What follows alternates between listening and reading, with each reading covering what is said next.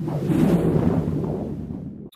Students, आपकी service tax में बहुत सारी अमेंडमेंट्स हैं। उसमें से हम एक अमेंडमेंट डिस्कस करने जा रहे हैं और बहुत लंबी चौड़ी अमेंडमेंट है। मैं इसको कुछ पार्ट्स में समझाने की कोशिश करूंगा।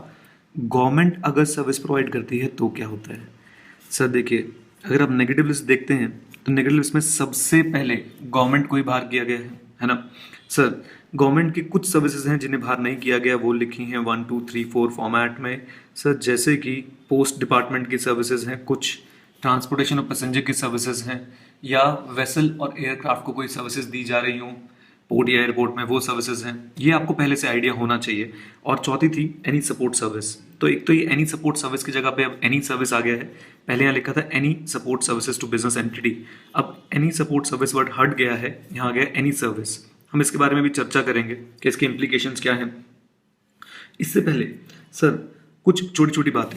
अगर एक गवर्नमेंट दूसरी गवर्नमेंट को सर्विस दे रही है तो सर इसके ऊपर सर्विस टैक्स एप्लीकेबल नहीं है, इसको मेगा एग्जेम्पशन में डाल दिया गया है।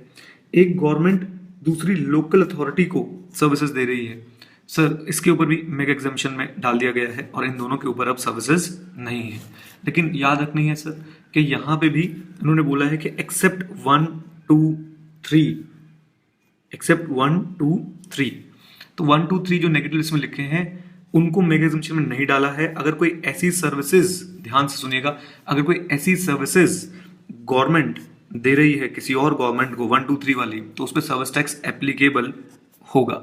लेकिन पॉइंट टू बी नोटेड ये है, ये मेगा एग्जेम्पशन के हिसाब से होगा, लेकिन पॉइंट टू बी नोटेड ये है कि नेगेटिव लिस्ट में लिखा हुआ है, फॉर एग्जाम्पल अगर department of post government body को सर्विसेज देता है, गवर्नमेंट बॉडी को सर्विसेज देता है, तो सर उसके ऊपर सर्विस टैक्स एप्लीकेबल नहीं है कुछ सर्विसेज पे। जैसे कि कोई भी ऐसी सर्विस कि सर जहां पे for example speed post service, अब department of post speed post service अगर देता है, सर किसको देता है, लेट अस से एक प्राइवेट प्लेयर को देता है, तो सर उस पर टैक्सेबिलिटी थी, पहले से ही थी प्राइवेट प्लेयर को, अगर वो देगा प्राइवेट प्लेयर को।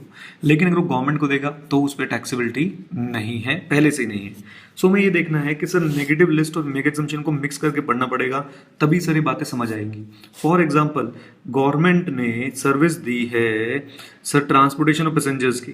अब देखिए ट्रांसपोर्टेशन ऑफ पैसेंजर गवर्नमेंट की वहां पे तो कवर्ड नहीं है नेगेटिव लिस्ट में, लेकिन ट्रांसपोर्टेशन ऑफ पैसेंजर की अलग से एक नेगेटिव लिस्ट है, हमें वो भी चेक करनी पड़ेगी।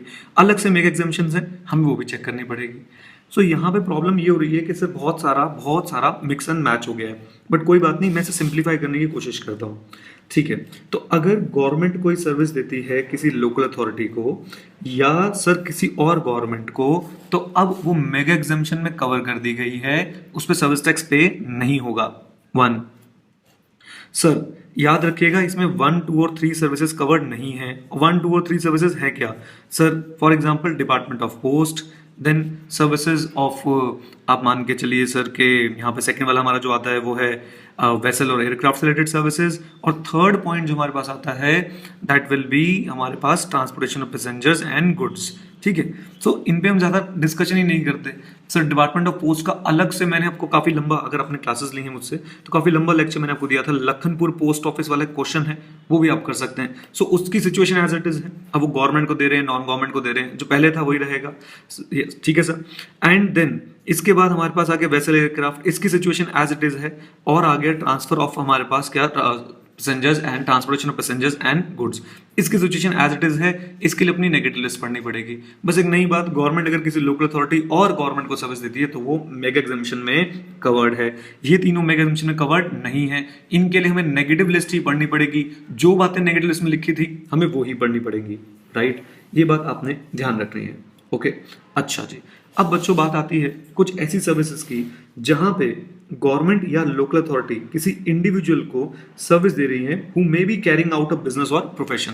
तो अब गवर्नमेंट सर्विस दे रही है किसी इंडिविजुअल को जिसका या तो बिजनेस है या फिर प्रोफेशन है, राइट। अब ये बिजनेस, पहले हम फर्स्ट कैटेगरी ऑफ सर्विस देखते हैं, जैसे कि passport, visa, driving licence, birth certificate, death certificate, इन सबको particularly passport, visa, driving licence, birth certificate, death certificate, इन सबको स्पेसिफिकली एग्जाम्प्ट कर दिया गया। मेगा एग्जाम्पशन नोटिफिकेशन 25/2012 हम सबको पता है, वहां पे डाल के, राइट। फिर उसके बाद बोला गया कि सर अगर और भी कोई सर्विस है और उसकी वैल्यू 5000 तक है, कहां तक है, ₹5000 तक है, ठीक है, टैक्सेबल वैल्यू, तो हम उस पर भी एग्जेम्पशन दे रहे हैं, आपको उस पर भी सर्विस टैक्स पे करने की जरूरत नहीं है। याद रखिएगा, आप गवर्नमेंट सर्विस किसको दे रही है? इंडिविजुअल को, जो लोग बिजनेस कर रहे हैं या फिर क्या कर रहे हैं, प्रोफेशन, राइट, बिजनेस और प्रोफेशन में। सो इस तरह की सर्विसेज एग्जेम्प्ट, अगर और कोई सर्विस है up to 5,000 exempt, right.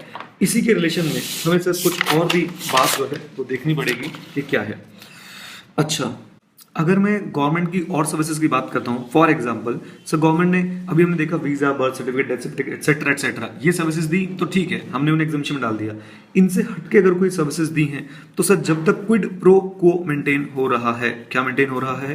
Quid pro quo, यानी कि sir something in return. Basic हमारी डेफिनेशन ऑफ सर्विस अगर आपको याद है, सेक्शन 65B क्लॉज 44, और जब तक वहां पे ये पॉइंट लग रहा है कि that there is an activity for consideration, तो जब तक ये चीज चल रही है तब तक सर हमें सर्विस टैक्स पे करना पड़ेगा, irrespective the fact that service provider government है या फिर नॉन गवर्नमेंट है, राइट। तो सर हमें तो सर्विस टैक्स पे करना ही करना है। लेकिन यहां पे भी गवर्नमेंट ने बोला कि सर देखिए, अगर आप रजिस्ट्रेशन करा रहे हैं किसी लॉ में, मेरे साथ साथ एक बार रिपीट करिए, क्या करा रहे हैं? रजिस्ट्रेशन करा रहे हैं किसी लॉ में, उस केस में, या फिर दूसरे तरह की service, for example testing, calibration. Calibration क्या होती है बच्चों? ये आपको छोटी छोटी बातें मैं अमेंडमेंट वीडियो में कैसे समझाऊं। बचपन में जब टच स्क्रीन नहीं चलती थी ना मोबाइल की, तो उसे कैलिब्रेट करना पड़ता था। चलिए इसको आप एक बार देख लीजिएगा, सेफ्टी चेक और certification, right, relating to protection और सेफ्टी ऑफ वर्कर्स, कंज्यूमर्स और public at large required under the law. तो अगर आप एक प्रोडक्ट बनाते हैं, आप उसकी टेस्टिंग करवाते हैं, सेफ्टी चेक कराते हैं, या उसको कोई आप सिक्योरिटी सर्टिफिकेशन करा रहे हैं या कैलिब्रेशन करवा रहे हैं ताकि सर वर्कर की सेफ्टी रहे या फिर कंज्यूमर की सेफ्टी रहे, and it is required by law. Regional testing centres होते हैं, एक बार जरूर देखिएगा आप इसके बारे में। तो इस केस में आपको सर सर्विस टैक्स पे करने की जरूरत नहीं है, इसको भी एग्जामिशन नोटिफिकेशन में डाल दिया गया है। एग्जामिशन नोटिफिकेशन हमारी वही मेगा एग्जामिशन 25/2012, राइट। ये बातें बच्चों आपने याद रखनी है, राइट। ये बहुत इंपॉर्टेंट हो गया है सर। पता नहीं आईसीआई या आई शुड से सीबीएसई हमसे क्या चाहता है, दे एक्सपेक्ट कि हमें सब कुछ आता हो, और इतना ज़्यादा ब्रॉड होती जा रही हैं सारी चीज़ें, बट कोई बात नहीं, हम लोग फिर भी इसको कर जाएंगे। तो ये आपने सर गवर्नमेंट की सर्विस के बारे में कुछ बातें याद रखनी, और भी बातें मैं गवर्नमेंट की सर्विसेज में कर रहा हूँ, सर्विसेज के बारे में कर रहा हूँ, वो नेक्स्ट वीडियो में होंगी। आइए देखते हैं।